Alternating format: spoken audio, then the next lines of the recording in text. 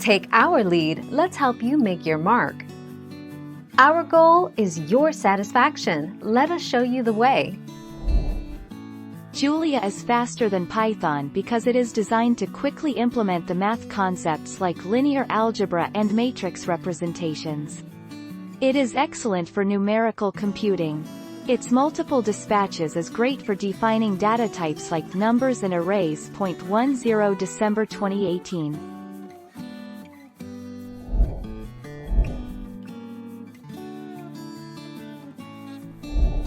Make your mark, take our lead. Though R lost ground to Python, which is a powerful tool for data analysis, it might be a temporary slump.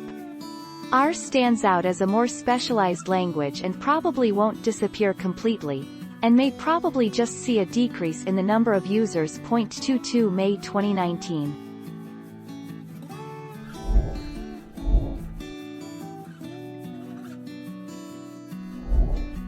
Take our lead.